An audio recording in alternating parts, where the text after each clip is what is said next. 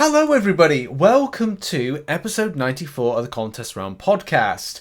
This is a very special episode because we are going to be reviewing Multiverse of Madness. We will be doing a little bit of MCOC coverage to begin with, so there will be spoilers throughout the podcast, but we'll announce when those spoilers will gonna come in. We're available on SoundCloud, Spotify, iTunes podcasts, and wherever there's a podcast. We're probably there. There's always links in the bios to them, so make sure to like them, follow them, and all that stuff, as well as YouTube and all that jazz. And as always, I'm joined by Dan, Frontline MCOC. You can find under at Frontline MCOC on Twitter, and as well on his site mcc.home.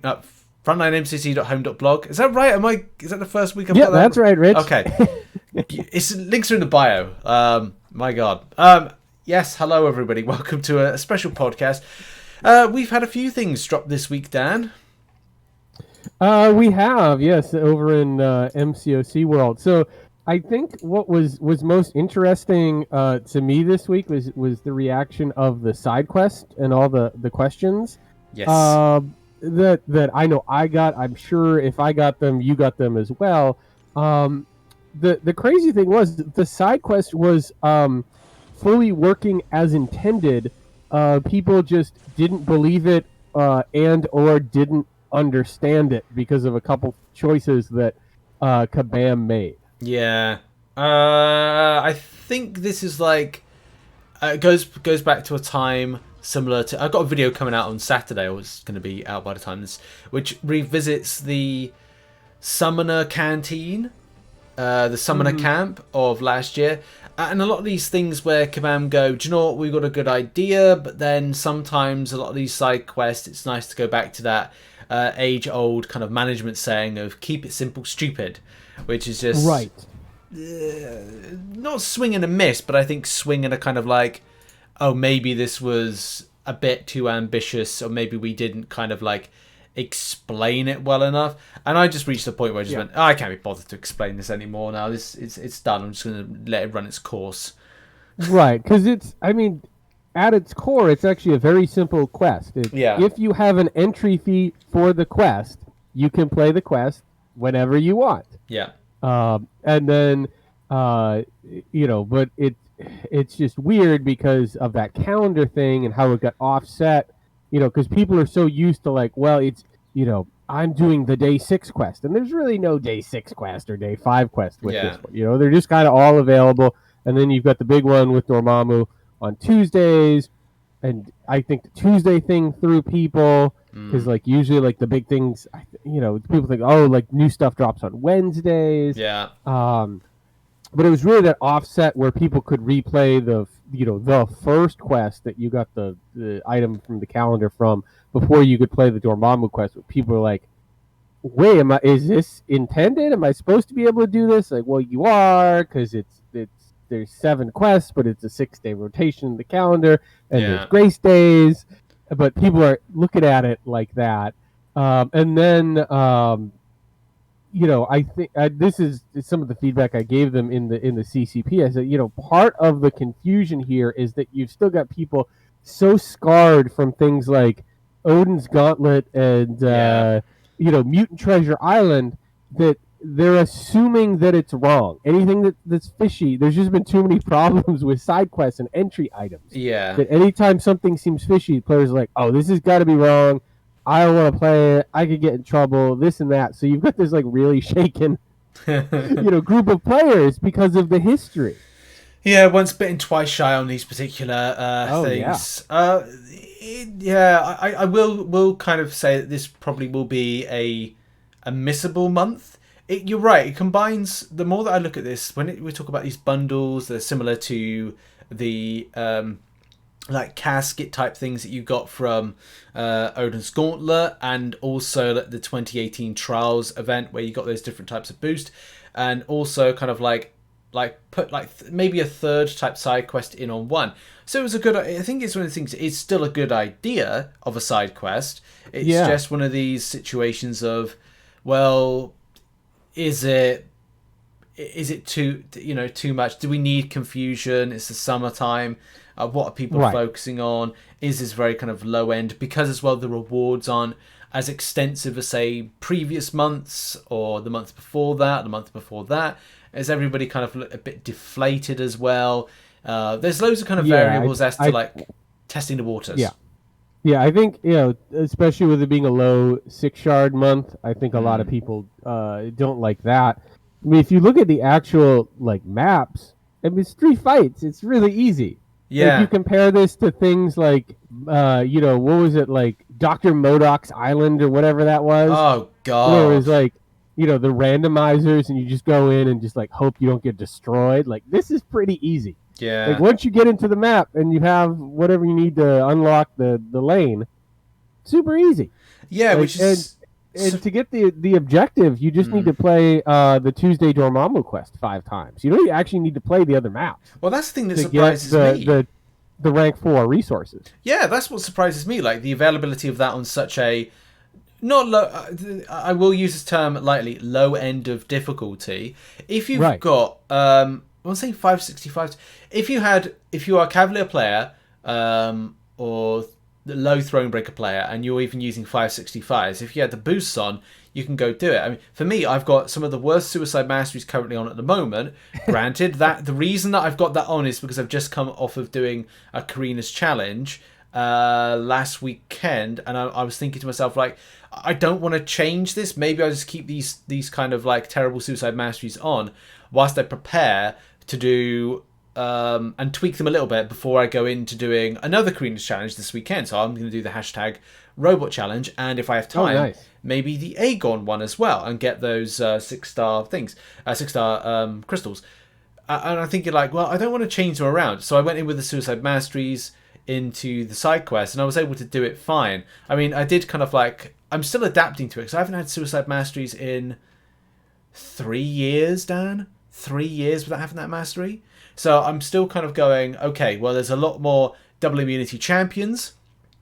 And I was like, okay, well, let's test out some champions in any case. And I was like, I'll take Spider-Man 2099 in because it doesn't cast a buff. Good counter for Dormammu. And I'm like, yeah, this ain't working because of recoil and that bleed and poison damage I'm taking. That wasn't a smart idea. That wasn't a smart idea. But I was like, and the thing is, for content creation, it's kind of bad because it's only like a one and done. So it's like, I can't go back and go, I can just go, I can't test any of these champions, but these are the champions I used. These others would be good. But I would have liked to kind of revisited that to kind of play again. So I'm going to wait till next Tuesday for that one. So yeah, I kind of think it's fun. It's very doable. And I know that Kabam Mike responded to somebody about the objectives for the crystal shards, saying that maybe it was a bit much putting like them all on to do arena and the side quest. I mean, you get them done, but if you want those shards quickly, then arena may be the way. And now that I'm getting back into arena grinding, as of the last 24 hours, I had an epiphany that, you need to grind arena after nearly burning out the last time I tried to get 10k in 2 months. Yeah, I had to take a little break there. I had to take a little bit of a break there. Understandable. People were like, where's your units gone? Well, I haven't really been doing arena, so the units will go. What Eternity of Pain dropped. Dan. Eternity of Pain dropped. Very interesting. And we are back at it. We've got the those juicy rewards for hitting all the objectives. I definitely need to get that done this weekend. Now I'm still Thronebreaker, so I don't have that extra ditto objective. Dan. Ditto. I mean, I'm not Paragon, so I don't have the extra objective. Ditto. That. So I don't need to break out my Dragon Man this week, but I believe I'm gonna go Apocalypse. Nice. I've seen MSD solo it with Apocalypse, so I can do it. Yeah. Clearly. But I believe Apocalypse, with being an XL villain, will be. Dan, we should not try and like put ourselves on the benchmark of MSD. No, that was if the sarcasm did not come through in my voice. No, I was thinking that there must have been sarcasm there, but it was like it didn't come out. And I was thinking to myself, man, I can't even do it with I can do it with Apocalypse. So I'm looking at it going like, Oh, he just does things like him with his magical fingers. So Oh yeah, it's like how like how he probably like dexes the SP2 on the wall while I getting the solo with like 99% health he's like bordering left. on Neo, isn't he? Yeah, From it is. Matrix. He is an MCOC genius for sure. No, but I think with as we talked about last year with Summer of Pain, like you got the whole week. You don't need to dump a bunch of items and finish it in the first 5 minutes. Like watch some videos, study the fight, practice. Like there's no like big energy cost usage or anything like that. So just like practice, and if you feel like you need to boost up, like this is a great place to boost. But I do really like the format here of like the one boss a week and studying it and taking some time Yeah, until you feel comfortable with the fight and not having it be something like, oh, I got to get this done, because I got to yeah, move on to the next thing. So, but I do like it.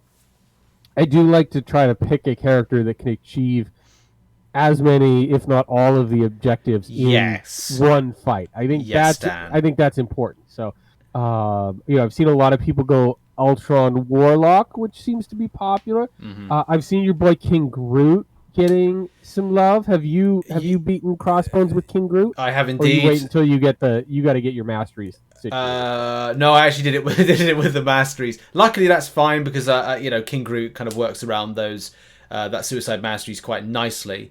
And if it's like a longer fight, hey, it plays into the narrative of what Malice can do.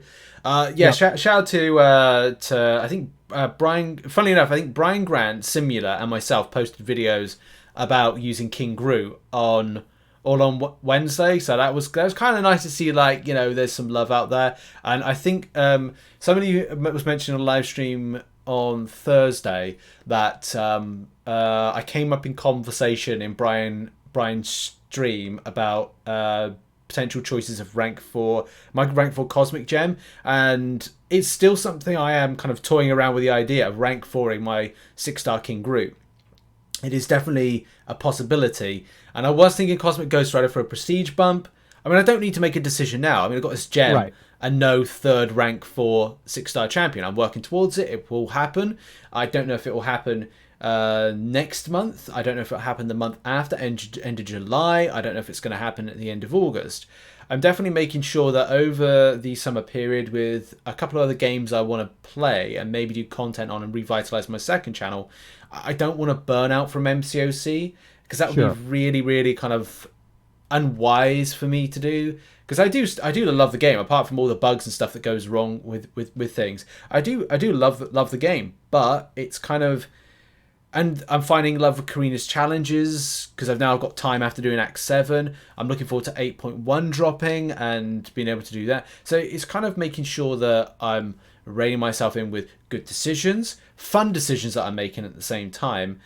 So it was nice to see like a bit of love come across. I think it always comes out like Brian was saying, "Oh, I love Rich's hair." And thank you, Brian, for the compliment on the hair. Yeah, the King Groot ring is reigning supreme at the moment for me when it comes to like using in content. I used him against Superior Kang. I used Human Torch for a bit of it, but then I found like I was more interested in using King Groot by the end of it, which is annoying because I was on course to one shot Superior Kang. Then I'm not gonna say what. Well, I'm not gonna say out loud, but I was playing really kind of like sweaty like, and actually accidentally nudged me, and it kind of like, and I was like, inside you're like, right up front. Oh, we've all been there. But then We've all, outside you're like, oh, sorry, dear. Yep. Oh, my bad. I didn't mean to be in the way with my arm to the side whilst I'm holding the screen. In any case, yeah. How are you doing in game? I haven't caught up with you with how things going in game for you at the moment, or what you're up to. You were blasting through 7.3, weren't you? I got through the entirety of Act 734 Nice. last week, and I definitely felt the difficulty there increased a bit. Yeah. So, I was going to try to get as much of the back half of Act 7.3 done last weekend. Had some time. Only managed to get one chapter done. Still feel good about that, but it definitely, there was some more restarts, and it took a little more time than I thought it was going to for me to figure some of those out. There were some tricky fights Yeah. in there, but Apocalypse still coming up big. Spider Ham had to play a lot of Killmonger Oh actually. wow. Killmonger and Void actually, going we were a little old school, which was fun because there's like an evade node in there, and Killmonger just gets a true strike and kind of takes Yeah. that away. So that was helpful, but continuing the march on, I think between finishing uh, Act 7.3 and the Eternity of Pain milestones, I should have my first rank 4 by the time we get those Eternity of Pain rewards. Yes. So things are looking good, Rich. Yeah, which quite convenient. I think drop toward just before the drop of July 4th deals, which I want to say will drop July 1st because I think that's the Friday and July 4th is the Sunday, so it's Monday. Exactly. So it Yeah. might be So what is it, like a weekender? right, yeah, we're expecting July 4th weekend deal. So just like you said, Eternity of Pain concludes on Wednesday, June 29th. You assume that rewards will be out in 24 hours, late on the 29th, maybe early on the 30th, depending on how much they're checking this stuff. And then we would see, on the 1st, so, sometime, in the next day, the 4th of July weekend deal. So for people that are using those rewards to get Paragon right before the title, that is going to be, that Paragon title right before 4th of July weekend, that's going to be really, really important. Yeah, I think I got to be realistic. I'm probably going to miss out on that, which isn't too bad because it does mean that we can start benchmarking what the Cyber Weekend deals are going to be. So making those decisions of going right, well, is Cyber Weekend deals going to be better than Paragon? Cyber Weekend Right. Paragon deals going to be better than July 4th Paragon deals. That will give you an idea of benchmark and also a further benchmark to then go, okay, how many units am I going to need to grind out between point A, July 4th, and then Cyber Weekend, but also balancing in things like, okay, well, let's face it, gifting event and what you're going to get from the gifting event this year with the Paragon titlage, the changing meta of offers and rewards, it's going to be bigger, so preparation is going to be important, and that's one thing I will be aiming for as soon as I get Paragon. Boom, get saving on grinding on those units in preparation for those two things now that I've stopped spending in game. Right. So love a bit of preparation in this. Is there anything more we can talk about with MCOC apart from Cabana not going to New York Comic Con, which is sad, and hopefully It is sad. Yeah, it's good for me because we're kind of thinking about getting a new house this year, so it would kind of put in. I need to raise quite a bit of funds in a very short space of time, so maybe next year is a possibility. But yes, weird to think that 2019 was the last time when we met and. I know. It's I get it. I was looking forward to seeing everybody though. Like hopefully these things will be back eventually because it is really good. I think it's not just a lot of fun in person. I think there's a lot of fun collaborations and content that comes out of having everyone together at NYCC, and there's really no way to duplicate that. It's just it's impossible. You put sometimes 30, 40 content creators together, all those Kabam employees, just the general craziness of New York and Comic-Con. Like, it's going to be a fun time. Yeah. And you're going to get there's going to be some really good content out of that. So I do miss it. Yeah, it's good for me because I can plan like how I would film certain things. Like I definitely would like to do more of a like interviews type thing, but doing a kind of more like modern way of doing it, having like a roaming, like a good kind of like roaming camera and like a hand mic and just go around kind of like interview type things. Right. I would like to do I mean the crystal openings with people, the other creators is normally quite a fun vibe. We did this kind of thing with me, I think it was Chris, Katie, Candy, and someone others. And what we did was we kind of like had our devices, we had a specific crystal each, and then we kind of like I can't remember if we opened each other's from the right, so we had this kind of like I it was kind of weird to kind of like we were in a concentric circle and we were kind of like one hand to your left hand to the right, or left hand and the right hand over to the right, and you kind of like you did the crystal for the other person, and then we tried to see like what we'd kind of get from it. And it was kind of, but there's little things like, you kind of look back and go, that was a vibe.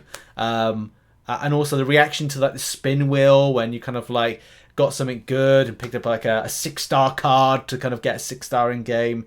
Oh yeah. And also meeting everybody. It's sad really because that was 2019 was the first and last time I met Kabam Thel, and I'm like I'm pretty sad about Kabam Thel leaving Kabam. Has Kabam Boo left as well? I was gonna say like we haven't seen anything from her in a little bit, and she was like the head person for like side quest descriptions, and she really upped the game and solved a lot of the communication problems when it came to understanding the side quests. Yeah. So like if she's not there and we're kind of dealing with this month maybe not being explained as good as possible, like those things kind of line up, Rich. Yeah. It's pretty sad to see a lot of people that I like within Kabam just go. I mean, the last time she posted anything on the forums, it was April 4th? Yeah, so maybe she is, but maybe she's like in what capacity she's with the company anymore. I don't know. I'm kind of, oh, maybe she didn't actually. Maybe that's March, the last time she posted. Yeah. Well, no, she edited something in March. So March may have been the last time she actually kind of posted anything. I don't know. It's sad if she has gone, because that's like what, 2 months ago. In any case, I think is that it? Is there anything else that I've missed off to talk about? No, I think that's it. I believe it's time to journey into the multiverse of madness. Oh, this is the spoiler zone, everybody. So yeah, super spoilery section coming up. So if you haven't watched Multiverse of Madness, please do not watch or listen anymore, or come back to the podcast, come back to the video when you have seen it, because we are doing spoilers. This is your last spoiler warning. Spoilers. That's it. Okay, right. I've done the warning. On your heads be it. Dan, yes. Where do we begin with this? Wow. As kind of like an overarching thing, like I do like where the Marvel movies are at right now. I think we saw this with No Way Home as well. It's like, we're well past origin stories. We can just jump right into it because this movie is like a 2-hour rocket ship. Yeah. Like this sucker just gets going real quick and doesn't look back. So I definitely enjoyed the pace of this. There's a lot going on. But I think we should start at the beginning, which is Doctor Strange going to his old flame, Christine Palmer's wedding. Yeah. And there's this really interesting little character piece at the beginning, right? With that character, what's his name? West? Yeah, Nicodemus West. Yeah, is he like another doctor? He is. From when I looked him up, he is. He kind of like adopts down the line with how stuff kind of manifests and whatever. He gets some powers, some kind of like sorcerer powers down the line. Now I don't know if they'll ever kind of go down that route with the story. The actor is a really good actor, and I was thinking about where I know him from, and I think it was Men in Black 3 he was in. He played the they had to save him because he is in Men in Black 3 created something that's the Arc, is it ArcNet or something like that? Oh, I can't remember. Something that he had. He was Griffin in Men in Black 3. That's it, Griffin. Yeah, I thought he was very very good in that. But in this one, it was. Yeah, I was trying to remember Doctor Strange 1 because it seems like ages since the first Doctor Strange, and like lots happened since then. Yeah, and how his motivation was, and I think like it was good because we're still at this stage of confronting what happened during the blip, and that was something that was touched upon at the wedding. Like he was Right. I don't know if I'm saying his name right, Nicodemus West, the way he kind of confronted Doctor Strange about, hey, was this the only way out of the 14 million odd ways of kind of saving everything? Was this the only way? Because first of all, he was like, oh, my cats have died. And then it was like, he's like, okay, well, yeah, sorry about your cats. But then it kind of gets more serious. And I was thinking, oh, this is good. He's like, my brother. I mean, it's kind of setting him up as like a villain, potentially for the future. But I think it was a really good couple of moments there where it's like, was this the only way? And Strange is like, well, it was the only way, because that's that tells you a lot about Strange's character. That it's like, he's like, well, I did the homework. I figured out I was right, and so I went forward. And it's like, he's being confronted with like, well, there was a lot of collateral damage with your right choice, sir. Yeah. Like that's what that was. That was supposed to, like, sort of bring the humanity to the choice, and really kind of sets up the whole sort of challenge to his character that takes place throughout the movie. Is like, Strange is a very cocky guy who's right all the time. Whether when he was a surgeon and now, as Doctor Strange, like he's very used to making these life and death just decisions without like the humanity element to it. That's what that was setting up. Yeah, and that's something that's touched upon by Christine in that kind of moment after the wedding. I was, what I was like? Look, I was looking at the because we saw the back of the gentleman that she was marrying, and I was thinking to myself, is it going to be like a really kind of weird thing where it's going to turn around and it's Kang? I was thinking like that could. I was thinking if that was that'd be like, such a twisty type thing, and you'd be like, oh, not to say that was going to be the typical thing, but I was looking for twists and turns. Yes. And then it was like, okay, well, what's going to be the twist and turn? And we see all of a sudden, prior to that, there's this alternate universe version of Doctor Strange who is fighting a mystical being as they try to search for Book of Ashanti. Book of Ashanti, that's it.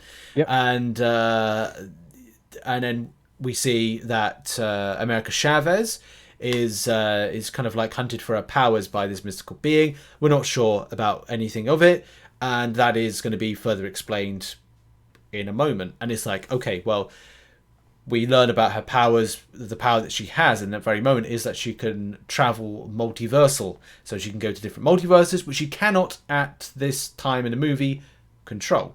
And so she's thrusted through it, and then all of a sudden, as soon as she reaches Earth and disrupts the wedding, Doctor Strange takes flight to save the day. Yes, and we get into it. Of course, Doctor Strange throws down with the whatever monster that was. Wong shows up. Our boy Wong has some very nice moments throughout this movie, but he also, I feel like poor Wong takes a lot of the punishment too. Yeah, he does. But always great to see Wong has some new tricks up his sleeve, some new weapons. Wong's definitely upgraded his arsenal. So Wong and Strange defeat the eyeball monster in a pretty gross way. Yes. They meet America Chavez, and America Chavez not that trusting of Doctor Strange at first, because we kind of learned the setup where the alternate Doctor Stranges who she's been going to for help have, in their infinite wisdom, made the calculated assessment that things would be safer if she didn't have her powers. Yes. Even though that would kill her. So even though she needs the Doctor Stranges, she is not very trusting of the Doctor Stranges, but she's willing to give this one a chance. And we get to go to Kamertage, and they're supposed to keep her safe there. And we see the 2 seconds of our dude Rintrath. Yeah. From MCOC. Now, sidebar on this. When they introduced him into MCOC, I was thinking, okay, like this dude like has a decent role in this movie. As He's I gonna get some thought. lines. He's gonna have a cool moment or two that's like you're gonna be like, oh, like this cow wizard is like the real breakout of Doctor Strange, so that's why they put him in the game. He's just a CGI extra. Yeah. I think he only Like, gets like one or two lines. right, exactly. I was Like there's nothing there. Yeah, I think at the end of the film I was like, why did Kabam add this character in? There was like 0 point. They could have well, I don't know, if they added anything in from what we're going to discuss later on, the Illuminati, then they might have kind of like ruined the film. So I guess I understand maybe why. I think they could have added in Illuminati Mordo because Yes, they he could was have. in the trailers. Absolutely. I like agree. Obviously, like we got a couple Scarlet Witches. America Chavez is already in the game. Like Wong, Wong was that was the A+ pick from the movie. Yeah. So, but yeah, I think I think I mean Rintrath he looks cool, but it was just weird. Like he was just kind of like a background thing. Yeah. So, that was weird. I think we were all kind of like waiting around, like, wait, why does he get to do anything? It's because it's really a blink and you miss him. In the movie. So anyway, we get to Kamar-Taj. Wong is the Sorcerer Supreme. Everyone bows to Wong except for Strange because he's just too cool. But Strange is like, you know what? Like, there's demons from the multiverse hunting this kid. Like, we're gonna need some more power. Yeah. And I'm gonna go talk to Wanda. And this is really where we catch up with Wanda, appearing to be living her best gardener life. Post WandaVision. And then it all quickly falls apart. And anything we assume from the trailers of like Wanda maybe helping Steven, especially at first, or sort of like a partnership in this movie, very quickly falls apart, Rich. Yeah, this is the thing that I have a bit of a problem with. This is my only kind of criticism thus far. And I kind of feel like I would have liked... I know that where WandaVision ended, this then kind of takes on its role. And we know that she's become more of the Scarlet Witch. My biggest issue is, and maybe there's a director's cut that will kind of like bridge the gap.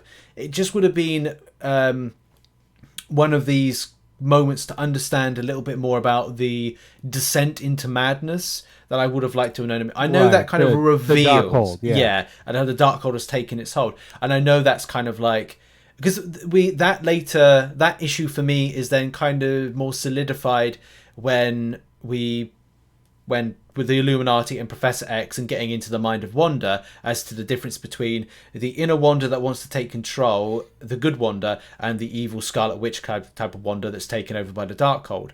And I would have liked a little bit of a bridging of a gap, but it's a small criticism if I could ever find one about the movie. It is that jump between the last cutscene of WandaVision with her kind of diving into the Darkhold and we don't get to see how that affects her, but clearly it taps into a lot of what was going on in WandaVision. With that, she wanted her, she reconstructed Westview to, get in her image to get Vision back, and then of course she has the twins in WandaVision, suffers another loss, loses everything all over again.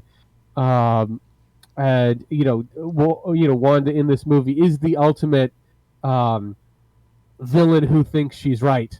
Yes. Who has her justifications and her reasons, and it's really that sort of battle between her and Strange and their kind of choices, and they feel that they're right. Yes. In their choices, so they can justify a lot, and that's really what we get into.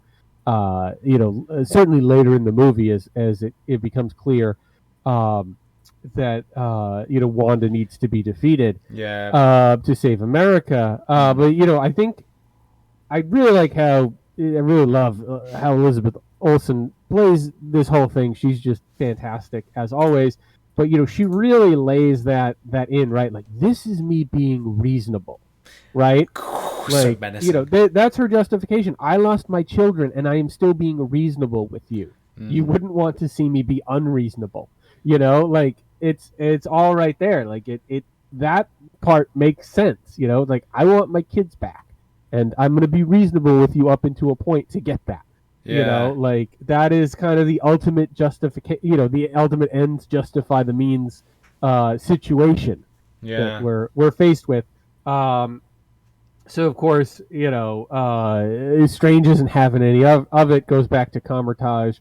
They prepare for a really cool fight scene attack on Camertage, and obviously we've seen Wanda throw down with Thanos one-on-one. We've seen her do a lot of really powerful, really cool things. But this was Wanda versus what, like 1,000 Yeah. wizards, and she just takes everybody apart.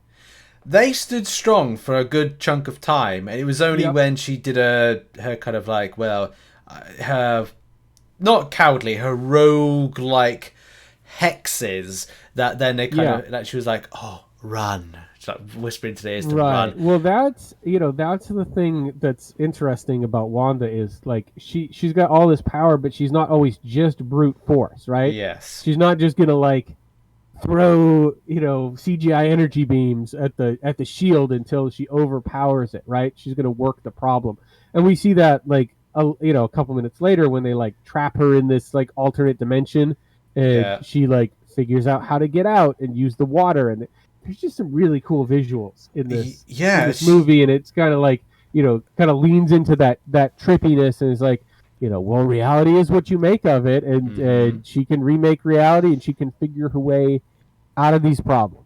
Yeah, because it was this is where I think the first signs of the horror element come into this, because I think the directors, they were saying like, okay, this is meant to be like a Marvel horror film, so to speak, and to a degree, yeah, the idea of like she saw ripples of like water in this kind of realm that she was in. She would see like her acting it very kind of claustrophobic, and then like noticing that there was kind of water ripples that she was just kind of clawing at, and realize, okay, well, if with water you can flow through water, so why can I manifest something in a mystical nature to kind of flow through it? And then what she did was, anytime there was any kind of like puddles of water within the space where Wong, America, and Doctor Strange was, she was able to kind of manifest herself through it to then grab other sorcerers and grab other characters through it, so they had to cover that, and I thought that was very clever, very spooky. And then when she like travels through the water to then reappear the other side, and she's all kind of like cut to ribbons and kind of like broken in bits, and then she's like reassembling herself using her magic, it was like, oh, okay, that's gonna be that's not gonna be great. Right. She's a problem. She's a problem for Wong and Strange and America at that point. So basically, like, America and Strange have to jump to a different random dimension to try to escape Wanda. Poor Wong is left by himself. Yes. To deal with the Scarlet Witch for most of the rest of the movie. So then, we get our first multiversal jump for our Doctor Strange. He handles it well for about 5 seconds. He needs to to throw up to deal with the reality jump. They start walking around. They're like, well, probably the best thing to do is find this universe's Doctor Strange. Yeah. So they go in search of him, find a big statue. He's Earth's greatest hero. Doctor Strange is feeling pretty good. He's like, yeah, Earth's greatest hero. Like, and then Mordo steps out of the Sanctum Sanctorum and says that Strange is dead. But this Mordo seems pretty happy to see Strange. Yeah, which is so weird. Which is a little weird, a little creepy. But of course he's Mordo, so he double crosses them. Yeah. After about like 2 minutes of backstory. Yeah. And this is when I think we get to the highlight of the movie for a lot of people when it comes to cameos. We get to meet the Illuminati of the multiverse, Rich. Yes, the interesting one. I think you know. I think as well other Marvel fans know what the idea of the setup is. As soon as Mordo's doing the kind of the introduction, you go okay. You go wow, all these people. I'm like, oh cool, Black Bolt, and this is cool. We're on a different Earth, which we established a little bit later on. And like okay, it was all these people, and like oh there's and again, let me use this term very lightly. World's smartest man. Smartest. Okay? Smart. Now, how you interpret smart, whether or not you have a game plan and don't reveal your game plan, whether or not you have an idea of how to cool down a situation. Smartest man. We're going to come back to that point in a minute. But Professor X, Dan, he's there, and I'm like, oh my god, the X-Men theme tune. Woo! I know. We get to when he rolls in with the music. Yes. I mean, that's a moment. Like that's the highlight. Like, Patrick Stewart. We always love seeing Patrick Stewart in anything. So yeah, it was great to see him as Professor X. It was cool to see Black Bolt back, like in his original costume. Crazy that it's the same guy from The Inhuman. Yeah. When I saw Black Bolt, I was like, is that the same guy? Like I had to look it up that it was. We see Captain Marvel Maria Rambeau. Yes. Who's that's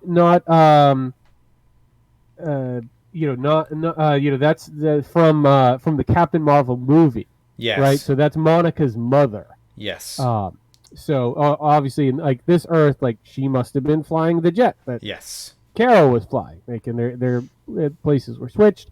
And we see Captain Carter. Very cool to see Captain Carter.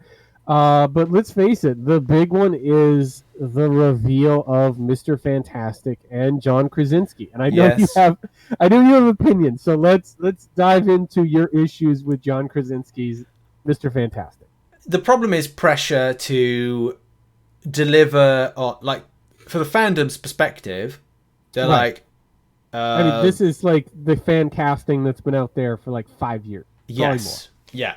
And I get it. And the delivery wise, I kind of get it as well. And it's good enough. I really would have liked a bit more screen time because I didn't think they've done him justice in this one.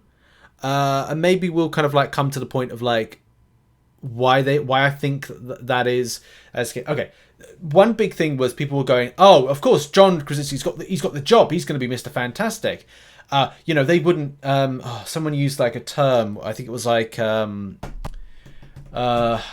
describe the term. The term was, I can't remember what they said, but it was a perfect term where you would hire an actor that people want, and then kind of go, right, well, we're not going to use him anymore. And people are like, no, they're going to use him as the actor for Doctor Strange, or they're going to use him as the person depicting Doctor Strange. Mr. Fantastic, sorry. Right. And I was and I thought to myself, well, that's not the case, because Marvel have done this before. They did it to Aaron Taylor Johnson with Quicksilver. They did it with Evan Peters with WandaVision Quicksilver. And I'm pretty certain they've done it many other times where they will cast actors that maybe get a one and done, and then they don't like revisit that for whatever reason, or they kind of cast them in a certain role that they never kind of like we don't speak about that casting ever again. Right. So I don't want to ever get. I mean, it could be maybe John Krasinski doesn't want to be in Marvel movies for the next 15 years. I don't know. Yeah, exactly. And this was just a way to be like, hey, like let's just do this once, come and do this one thing. It'll be fun. Yeah. Wink, wink, nudge, nudge thing to the audience, and we'll just leave it where it is. I mean, we don't know. I haven't seen any big thing like, hey, like here's the cast of the Fantastic Four, MCU going forward. Like I think they're still trying to find like a new, a new director. New director.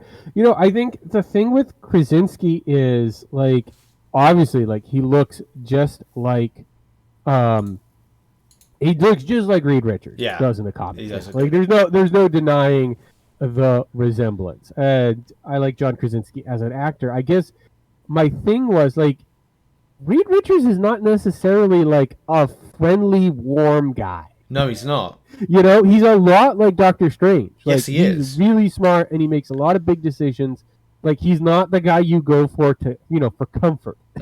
Like, he's kind of aloof and like, I don't know. Maybe it's just like I just think John Krasinski might be too nice. Yes, that's what I thought. Like, there's just too much empathy. Like I don't know. I guess I would have liked a little more of a standoffish, aloof, cold and calculating. Like, yeah, we took out your, the Doctor Strange in our universe. Like like when he says like, we figured out the greatest threat to the multiverse is Doctor Strange. Like, he says that in a way that's almost apologetic. Yeah. Like, Mr. Fantastic runs the algorithm and the answer is the answer. Yeah. So, I felt they made him a bit too much like a bumbling idiot who, like you said, he's too friendly. Like, even like the idea of when he writes, and you're right, when he's kind of like he is being apologetic on stuff, it's like, well, Mr. Fantastic. I mean, the way that Ian Grufford depicted Reed Richards in the other films. Not saying that's the benchmark to how to kind of like do it, but he was very much at times very standoffish. He was very the army. He was very kind of like anti-army, in some ways anti-establishment type way. Yep. Like, he understood the logic behind stuff. Again, similar to Doctor Strange, but he would have heated debates and arguments between the likes of like Doctor Doom, and you would kind of go like, okay, well, if he falls out with Doctor Doom, he would kind of like fall out with other people. And not to say that, okay, he's in the Illuminati, he'd be very friendly in the Illuminati, but he'd understand the logic side of things of dealing with a situation. Whereas, dealing with a situation with Wanda, because the next scene is, there's been a breach. Wanda has kind of manifested herself in the universe within her counterpart, her other Wanda Maximoff, and they're going to attack. And this scene I thought was good for Wanda, but shit when it comes to, I'm sorry to swear, but like shit when it comes to the Illuminati. They just look like clowns. Mr. Fantastic. Yeah, I mean, I think this is, this is one of those things. It's like, who's the movie about? Yeah, exactly. And it's like, well, it's a Wanda and Doctor Strange movie. Like, the Illuminati are cameos. We're encountering them, but we're not going to get to spend an hour with Captain Carter and Mr. Fantastic. They're just kind of stops along the way, but I think I think I know what you're getting at. Like, this is where it depends how you want to see it. Is it poorly written? Is it or is it just Reed Richards just thinking he's a lot smarter than he is? Yes. Right? Maybe leaning a little bit too much on that class advantage in MCOC. Thinking he's got the mystics figured out. But yeah, like when he basically is like, listen, Wanda, Black Bolt's way more powerful than you. Like, he just reveals his ace card. Right? Oh god. And he's like, yeah. Yeah, I this is the thing that kind of like started to get me, just because like we touched. He clearly has no plan B. Oh god, no. And that's the problem, isn't it? Like, you would expect Doctor if Mr. Fantastic had that teleportation thing, wouldn't it be kind of like, if they were writing it, they would, I don't know, go like Reed was able to kind of, I don't know, throw something at Wanda and go like, and she would go, what's this? Is this something that's meant to hurt me? And he would go, no, it's meant to move you. And click a button and it teleports somewhere else. And then she's able to then, I don't know, go, well, that was, and then kind of, I don't know, teleport somewhere else herself based on her manifestation. But you kind of think, you've got all that technology. You just teleported into a room. Surely you would have something. And I think you're right. When you touched upon he's overconfident, when he said in that, we know how to deal with the Illuminati, like, we know how to deal with Wanda, and it's like, no, you don't. These are we don't know the history with their Wanda. Like, she's clearly living like the suburban family life. She doesn't appear to be a threat. Yes, we know these Illuminati have stopped Thanos. Like, this is an older group of heroes. This is there's probably some cockiness, been there, done that. We stopped Thanos. we're gonna be fine. Yeah. We're the people who make sure everything's fine. So there's definitely a lot of that's like, we don't really need to worry about you. They don't take her serious until it's too late. Yeah. Clearly. And to kind of like jump to time to kind of like reveals, everyone dies, and that's everybody dies. Yeah. You get the big Black Bolt goes first. Reed gets disintegrated about 5 seconds. Captain Marvel and Captain Carter put up a good fight, but are eventually beaten by Wanda, and we do get a very cool Charles Xavier versus Wanda, like inside the mind of like the Wanda from that universe. Oh, I really wish like that scene. Yeah, I do as well. I really wish they expanded on it a little bit more, because it's kind of like it's more pivotal for No More Mutants, how he's trying to like, yes, there's too much. It didn't seem much of a struggle. And it's very reminiscent of a lot of comic book panels. Where Professor X goes into someone's mind to try to save them, and there's the barriers. Yeah. And, I really, really like that. I thought that was a nice nod to a lot of like his adventures in the comics. But again, I think it gives you. This was another example of like how Wanda is so powerful and can solve problems and really defeat her opponents in a bunch of different ways. Like, okay, you send the guy who can blow a hole in the earth with his sonic voice. Like, we'll take away his voice. Like, you send Captain Marvel at me, who's can throw down with Thanos. I can beat her. Power to power. You send a psychic against me, I'm gonna beat him inside his mind. Like that just shows you like how big a problem she is. Like that's what that really is. Yeah. At the end of the day, like, we can talk about characterizations of the Illuminati. What it's really meant to do is to build her up as the biggest big bad. Yeah. And it does that quite effectively in a lot of ways. So of course they have to escape. By they meaning Strange and America Chavez are helped by alternate universe Christine Palmer escape, and we've got to escape to a different multiverse world. And this is the you refer to it as the collapsed world, where I don't know, gravity's been altered, and we've got this crazy third eye Darkhold wheeling Doctor Strange. And one of my favorite moments in the movie, and I'm glad that you enjoyed this as well. The musical note fight. I know I'm a recovering old band geek. It was so fun. It was so inventive. It was different. It was the utilizing the environment. I loved every part of it. It was so cool. For me, it was like, as you just said, and it felt like it was for me very much off like a comic book type way of delivering that fight, when like the comic book then goes into the big. So you're kind of like and it's all about the visual elements. We watched it in 3D. Right. I kind of think more work could have been done to that 3D element to see things like the notes coming at you. Maybe it's where we had our seating, but it was so difficult to get seats for Friday, and I couldn't see it Saturday. So it was just, but it was visually just so nice, and it was also like so well done with the orchestra, because it was paced as well with like an undertone of kind of build up and sound, and to have all those kind of elements is just that's why it's so great to see it in the cinema, just to get that look, that scene, that just popping off the way it was. But Dan, the twist in this is like this particular Doctor Strange has given in more to the dark. Is it Darkhold? Darkhold, yeah. Darkhold. It's given him more to the Darkhold, and he's a twisted version of himself. But then this is the point of the big kind of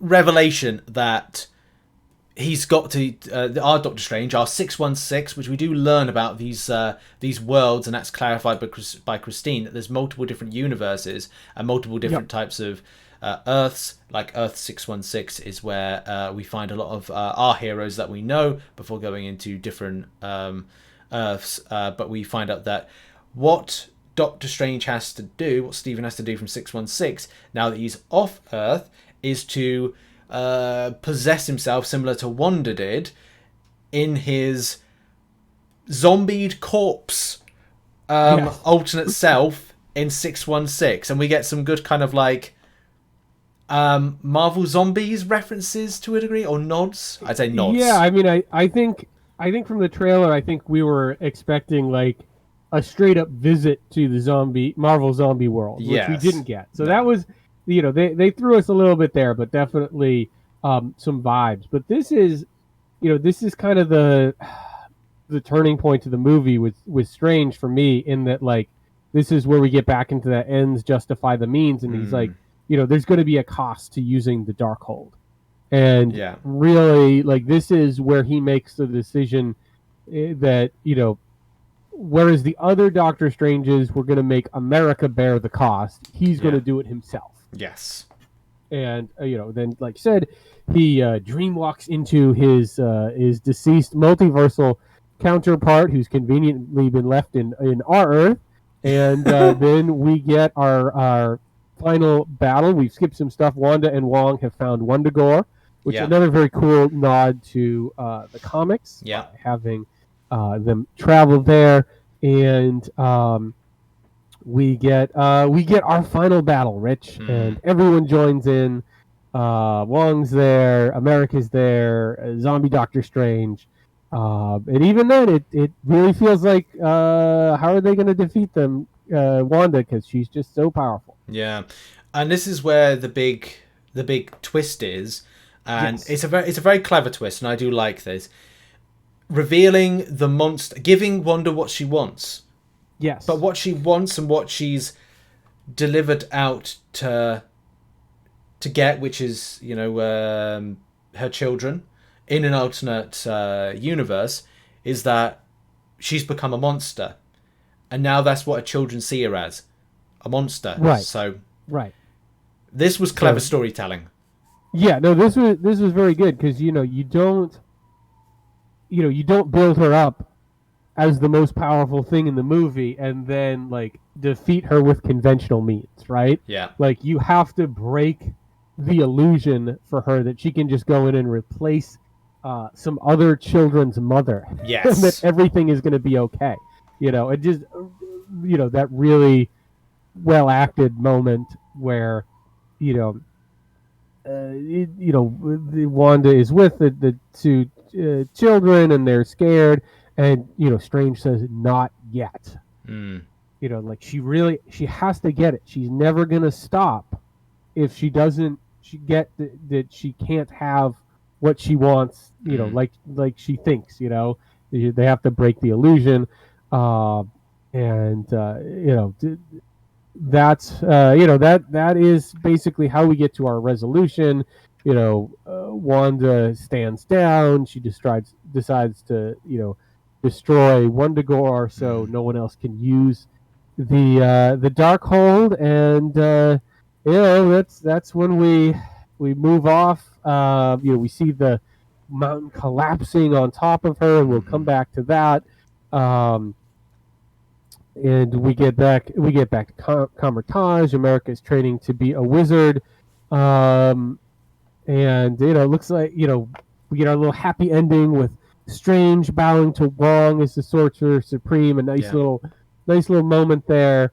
But then very quickly we're into cutscenes. We're jumping off. We see the repercussions, the third eye. Yeah. And Charlize Theron showing up as Klee. The multiverse is in danger again. It's all your fault, Steven. Are you ready to jump into another venture? He's like, of course. And off we go. Doctor Strange will return. I don't think we had any doubt. No, exactly. How did you feel about kind of where we left things and the introduction of Klee as a jumping off point to the next adventure? I think it's good. I think there's so many things from this. I'll try and kind of narrow that down. The third eye side of things, and when we put into the show notes, from a comic book's perspective, it says that the third eye gives Strange sort of magical enhancement of sight and reveals a truth that can reenact recent events and see into the souls of others, which is kind of like what the to a degree what the Time Stone kind of did for him, but this is kind of like a bit different. It kind of like it kind of like it's pretty cool element to the story and kind of adapts it a bit more. It's kind of weird seeing it on screen because you're like, ooh, that's kind of disgusting and weird. But the idea of okay, so he's going to go over to a different dimension. For a moment, I was like, there was something that looked like Dormammu, and I was like, is that Dormammu in there? But I probably not. I mean, that's good because what it does, it sets up Clea as being the new love interest, because I think it's good that we go away from the Christine love interest, and maybe there will be something down the line he has to decide between who lives and who dies. Like, okay, someone's going to say, I'm going to take the ultimate bargain, I'm going to kill one of these, you have to make a decision. And I guess like he might say, oh, well, I'll take my own life or whatever.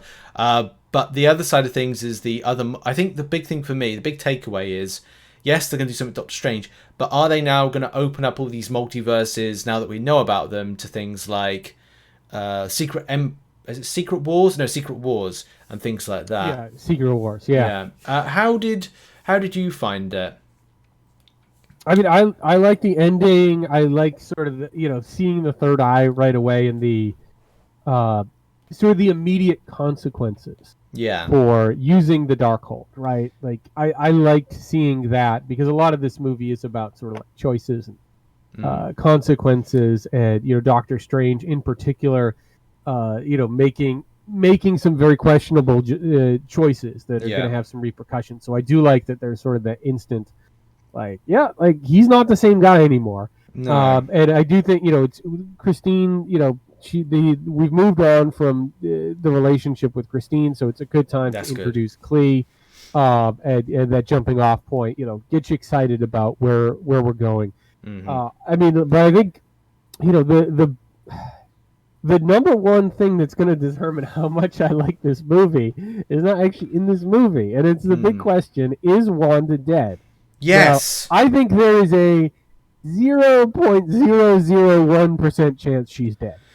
I think there's no way she's dead. If that's how she went out, then I don't like this movie nearly as much. No. But we didn't see her die. But will she come back in the maybe something with because we got Agatha Harkness coming out at some point, aren't we? We've got that. And, will she look for revenge? Yeah, it could be something like that. Like, there's sort of the rocks collapsing and you see that red flash. I mean, that could be interpreted as anything. Like, could be her powers leaving her. It could be her powers being like, no, Wanda, you're not going to die. We're going to wrap you in a cocoon of energy and you're going to be in stasis here. And then, Wanda in the comics, like, she's died and come back. And she's certainly powerful enough for that to be believable. So I don't see why you would kill her off from a narrative perspective, because I think there's a lot of interesting stuff still to do. We've still got all the Vision stuff still hanging out there. Like, it's not like her story's done. There still could be other stuff, Mephisto maybe down the line with some other angle with the children. It could be using her as some maybe it's some sort of reverse House of M, where she does introduce the mutant to the MCU. Absolutely. I think between the popularity of the character and the popularity of Elizabeth Olsen, like, I don't know why you would stop now. No, why would you remove one of your prize horses from the Kentucky Derby, so to speak? People like the character. People like the way that Elizabeth Olsen's carried the role. They've seen it evolve. They want her to continue as long as possible. And in my opinion, she's got at least 10 years plus more of giving us Wanda within the MCU. So I don't think this is the end for her. And whether or not they decide that they're going to, if she is dead in 616, will she be alive and we'll follow her exploits in 738, for example, Right. and go, oh, that's what she's up to. Then. What performances stood out to you, Dan, in this film? Um, I mean, it's the obvious one, but I think Elizabeth Yeah, Olsen owns the movie. I mean, yeah, there's no way around it. I mean, we talk about this every time we talk about a Marvel movie or Marvel show. Like the show lives and dies on how good your villain is, how believable the villain is, and do we understand the villain's motivation? Well, yes, you've got a great actress with that we've been building up over 10 years in this character that we're like super invested in, and she just wants to see her kids again. yeah, So there you go.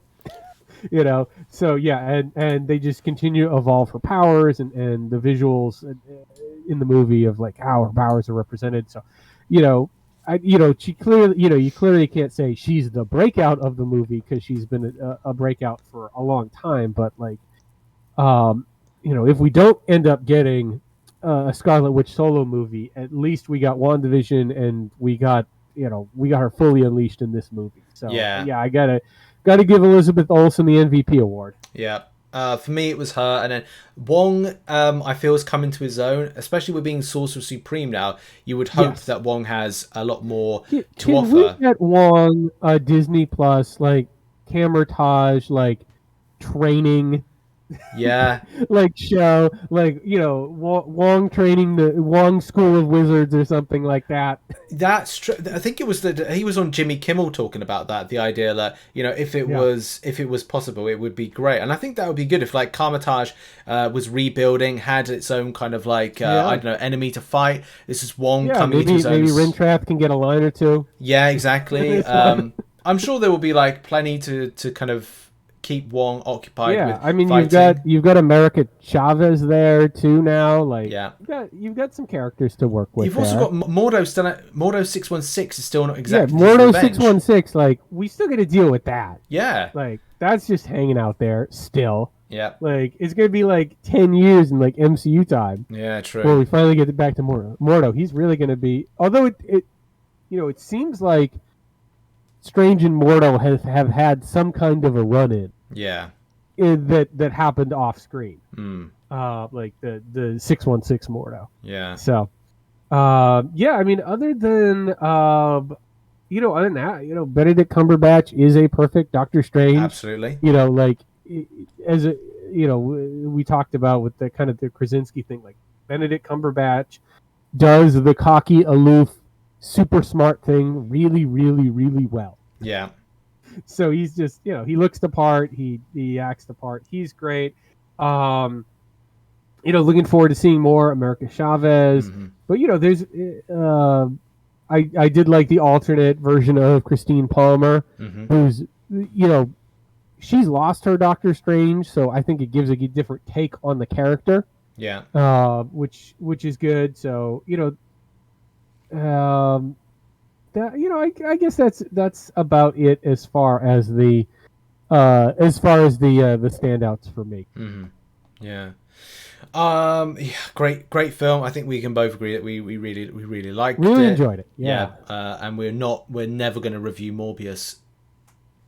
No, I don't know. I'm never going to see more. No, I don't either.